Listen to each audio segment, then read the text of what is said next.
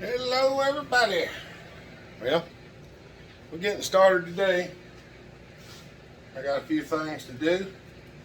Figured I might bring y'all along and show y'all some of the stuff. I just realized a little bit ago that the lighting in here is kind of rough for filming, but I'm going to try to keep it pointed down so y'all can see that. If you've never been around the machine shop, stuff like that, you're going to see some things today. Right now what I'm doing is I'm taking the chuck off the lathe.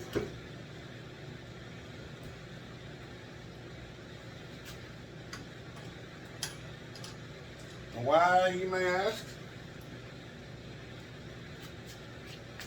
This is a 3-jaw. We're going to take it off. Set it over here on the table behind me. Here, come back over here and make sure that the spindle doesn't have any swarf on it. Wipe it clean. Inspect it. Make sure it's good. If you have a lathe, that's what you need to do. If you have a lathe, you probably know this. If you don't, and you get one, you need to know it. And what I'm doing right now is I'm standing over here to the side of the camera, and I'm wiping the back of the chuck that we're going to put on there off just to make sure it doesn't have any dust on it.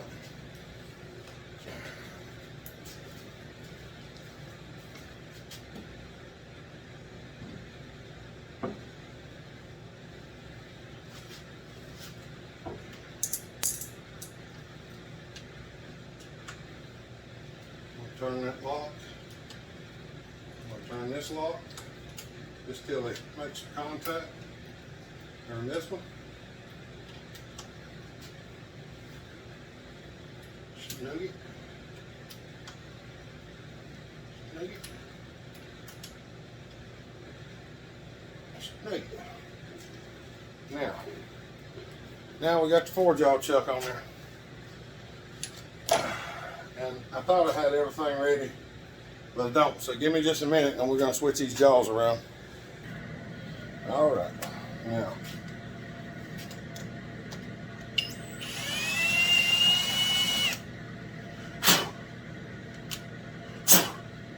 We actually just cleaned this up the other day, so.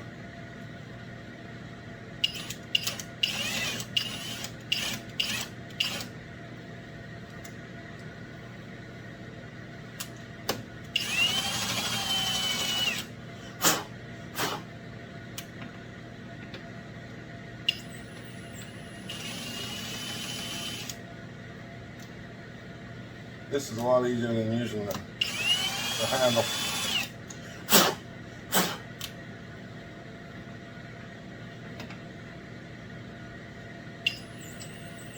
If you don't have any control on your fingers, I suggest you don't do this, because you could mess yourself up.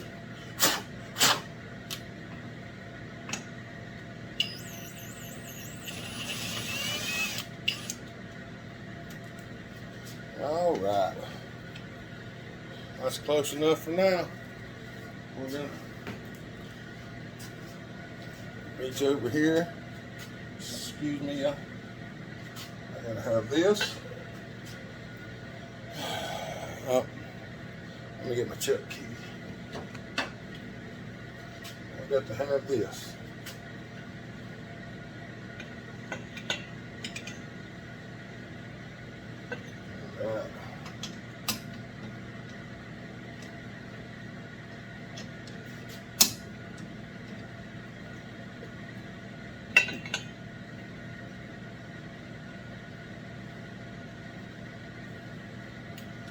Trying to get it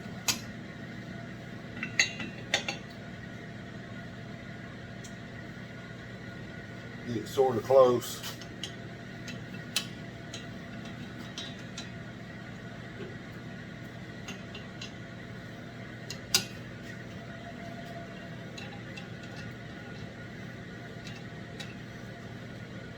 Now the odds that I got that anywhere close are extremely slim, and I can see extremely slim how they are.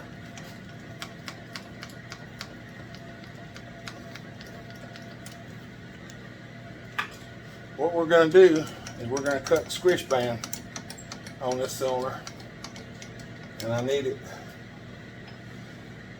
more or less lined up. Y'all give me just a second to get some things moved around.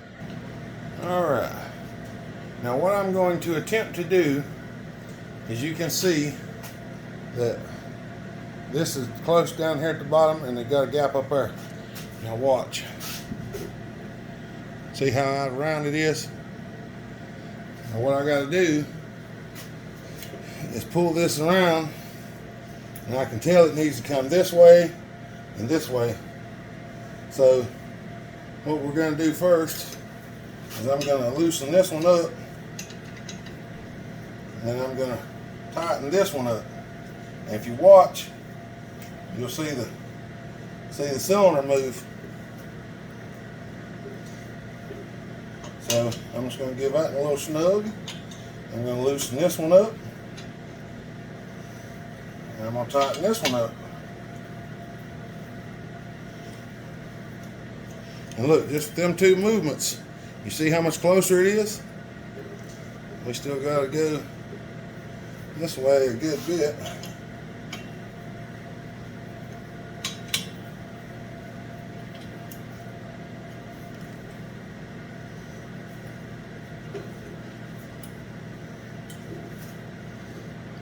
Yeah, I'd say we got to go some more.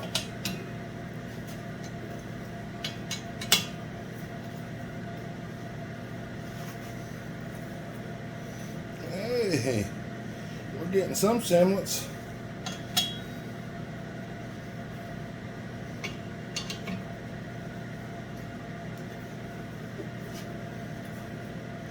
Would you look at that?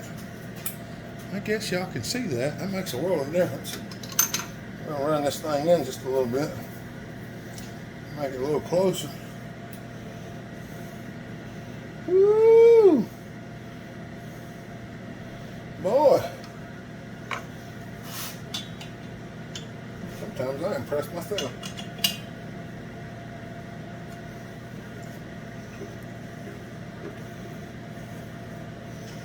Now that gets us, look at that, it'll turn it with just a light pressure. So that means we're in pretty good shape. Let's slide this back out of the way. For now, we're going to drop this thing over in the low.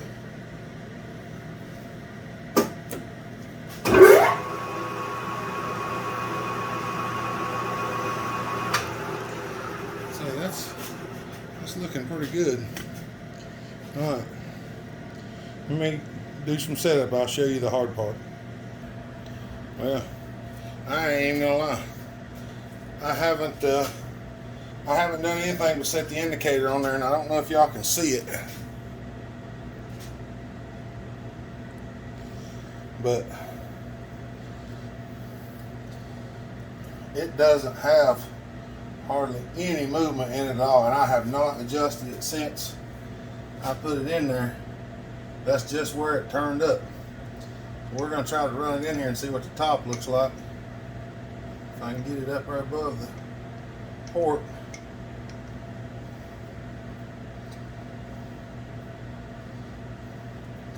There's a couple thou out there.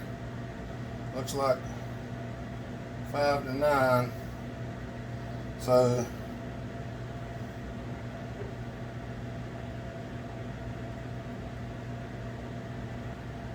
that's 4 thousandths.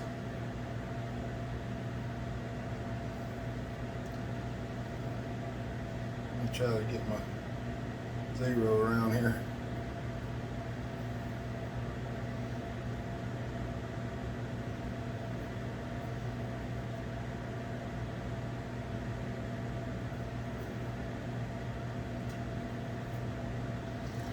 That's 4 thousandths. So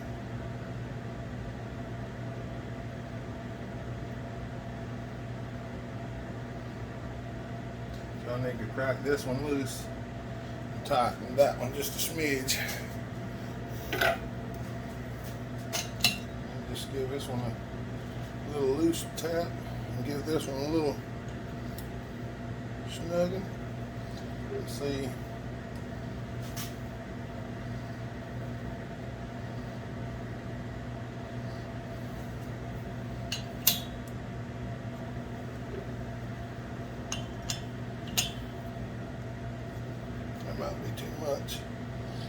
way too much.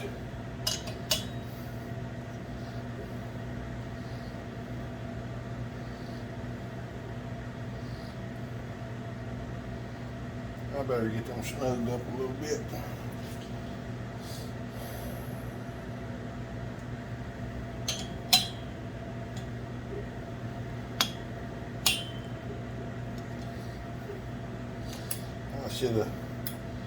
I should have tightened it up before I went with it.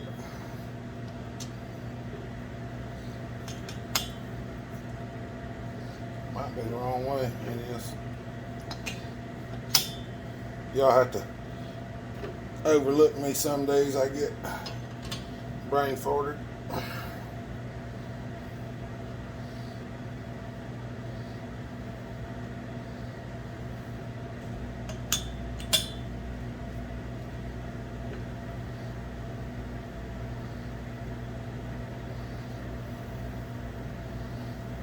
So I'll go to this one, loosen him up just a hair, go back to this one,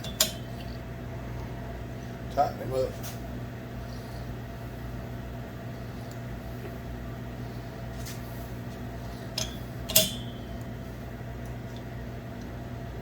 Loosen that one, tighten that one.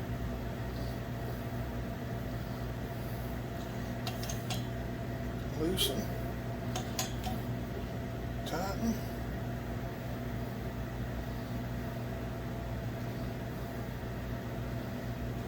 Alright, let's just get around to this one and tighten it.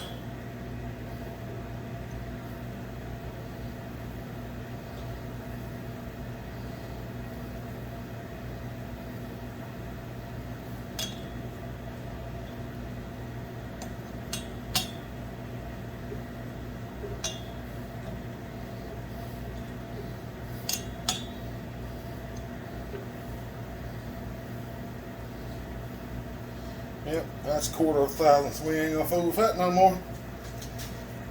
Not for now, anyway. Now we're gonna come back out. We're gonna come back out here, and this is gonna be off a little bit. And we're gonna adjust them studs just a hair.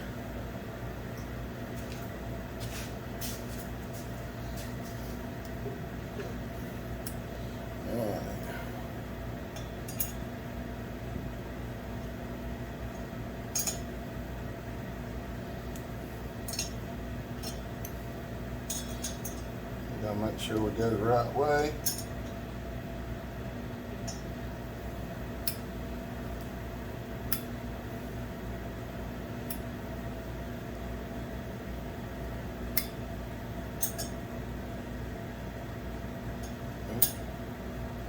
Keep getting it mixed up in my brain.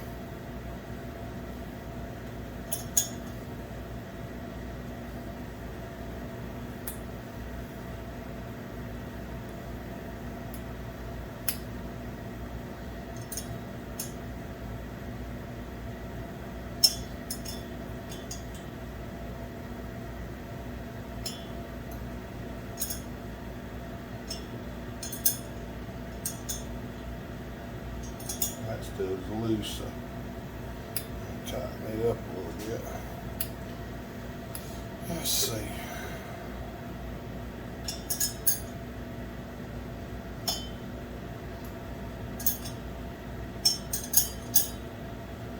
We gotta rock it around is what we gotta do.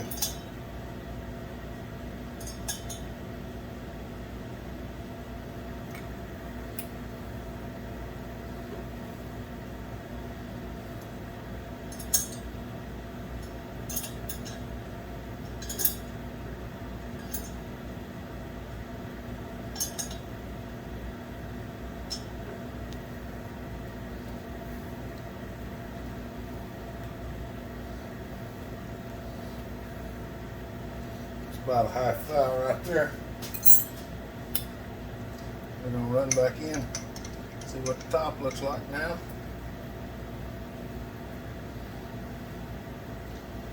Yeah, I think we're gonna call that good. I don't know if y'all can actually see the needle. Let's see if I can get y'all right on top of it.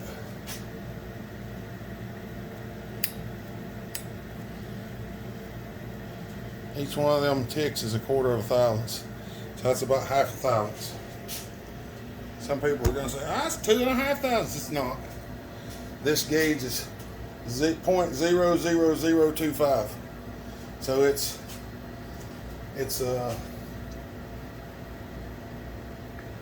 pretty touchy. That's the reason why I use it, because I want it to be pretty close. Now, could I sit there and probably dial it in to exact 0? No, I probably couldn't. I could probably get it close, but, well, you know how it is. All right, let's get set up and let's cut it. All right, I did not film me setting it up. And for the simple fact, this is what you would see. That's all you'd see.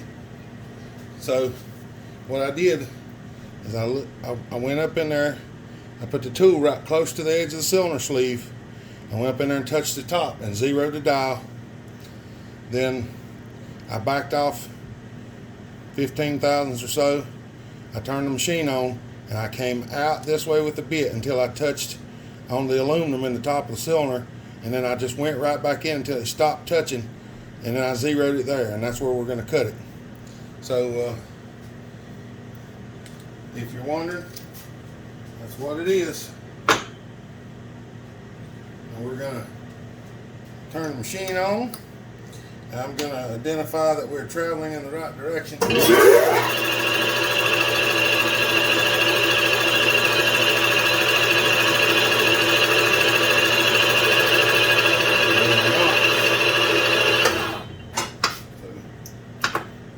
Back to this one.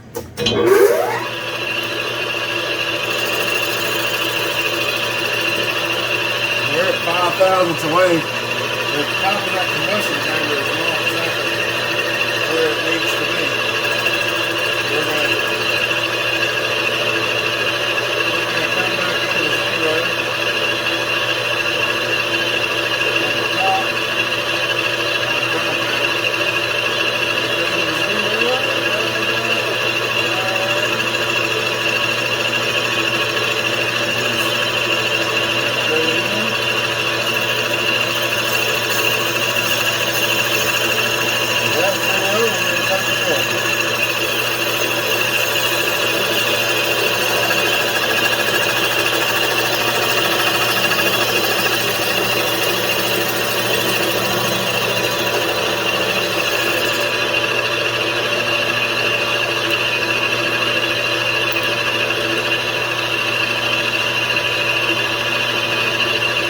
Pause y'all for just a second so I can look up in there.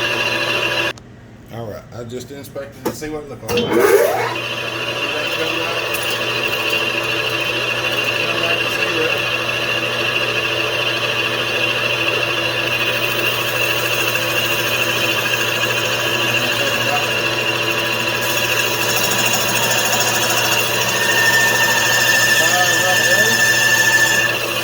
There is some throwing the leak seal in the top of the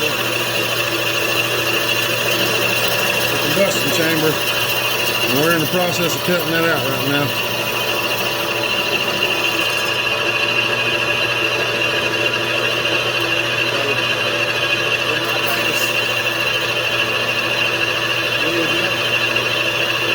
We shouldn't take much. That ought to be the majority of it there.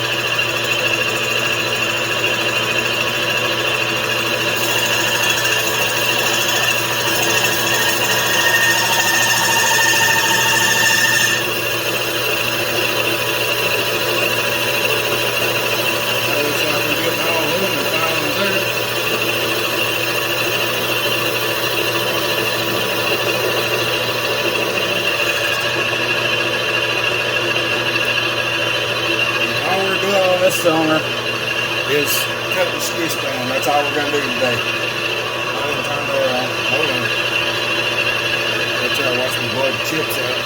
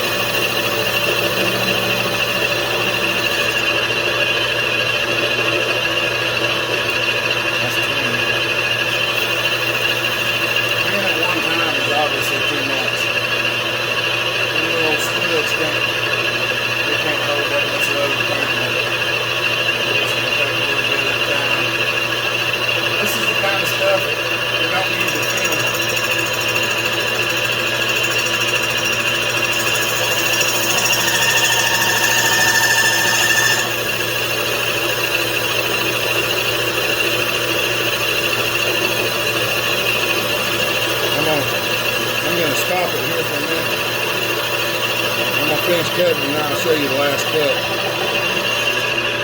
alright, I will go on a little bit. Now I've changed direction and I'm going to feed back in. So I've got to catch it before it hits bottom. So I'm going to do that to make the best pass. This should make a really nice pass.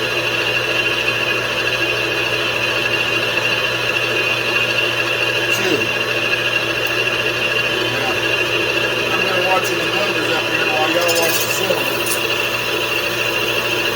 But I've got to stop before it hits zero or it will crash.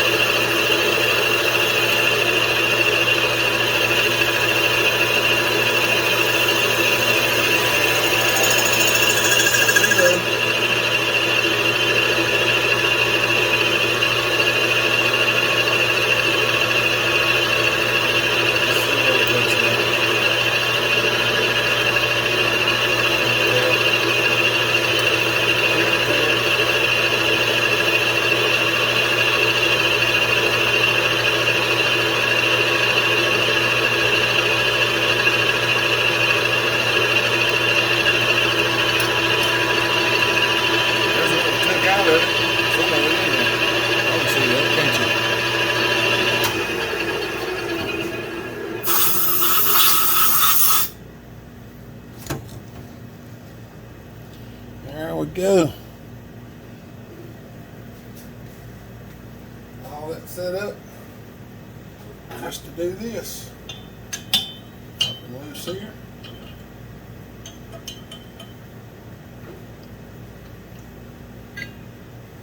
There and there.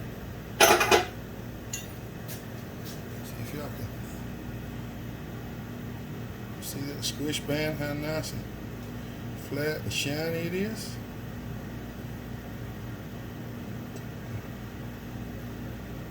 That's what we wanted. Alright.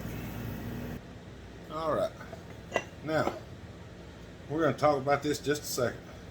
Some people will probably ask why I do stuff like this. And what we're doing is we're flattening the squish band and making the chamber smaller. So this will actually be smaller, which will let us make a higher compression ratio. That's one of the things. The other thing is we cut the chamber and we can move the cylinder down farther, and that will lower our intake timing without porting it, and it will lower our transfers and lower our exhaust bridge or roof. There's not a bridge in these cylinders, but the reason we do that is so we can change our numbers to what we want them to be. Some of the cylinders, when you do this, the intake gets a little bit on the low side, and I'm hoping this is not one, because I really didn't want to have to do an intake job on this cylinder. This is a cylinder for a special project I'm doing. Y'all find out more about it as it goes along. Right now I'm kind of keeping it a secret, but I do need to get it done before the bunion show.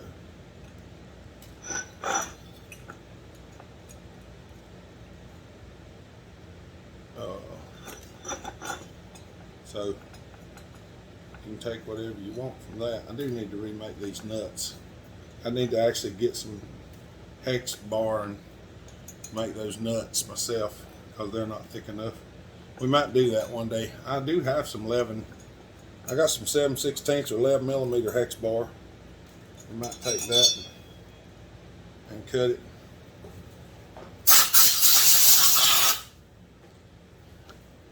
But if you're wondering, that's the rig.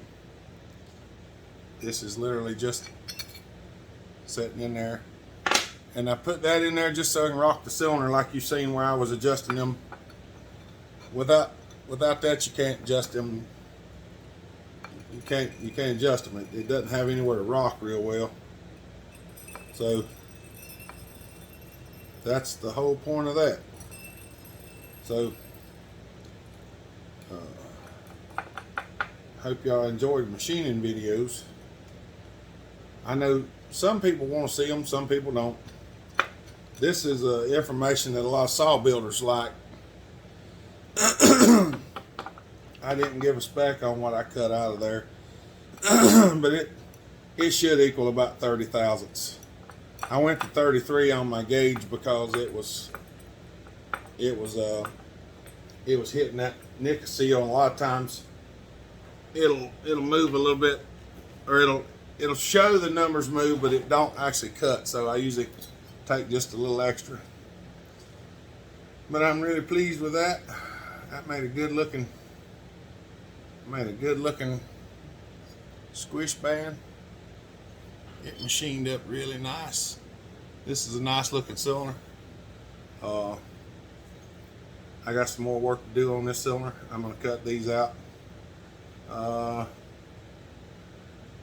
I don't have the bottom end for this yet, so we can't do anything else because I've not built the bottom end. But I know where I want to go with the cylinder. But I have to have the bottom end before I can do the finishing touches. So I might go ahead and cut these ribs out because I don't usually show y'all that. For anybody who wants to know, I take this grinder and I just cut little slots down in there all the way across on both sides, about 1/8 of an inch wide, you know, just narrow. Then I break them out with my pliers. I have got some videos where I show it. So if you want to go check out them other videos, you go look at them videos, you'll find all kind of weird stuff you've never seen, probably, because we do some things that are maybe questionable at times. But remember, I'm going to close this video out. If you want some merch, there'll be a link in the description. And we have a Facebook group called Hopper Nation. There'll be a link to that too, and also my email address. So go check that stuff out and send us a request, and somebody will accept your requests. If everything checks out, you can come and hang out with us in Hopper Nation too. I'm not in there a lot, but I do peruse through it. If you put something interesting on there, you'll probably get a comment from me. So I'm going to get back after this. Oh, I did get the Hopper Mobile. The new car, or the old car, the car I bought, I got it legal yesterday. So that's why I didn't make a video Monday and Tuesday. I was doing a lot of other stuff trying to get that done. So, all right, y'all. Y'all have a good day. Stay safe, be kind, treat each other the way you want to be treated. God bless. Bell Hopper out.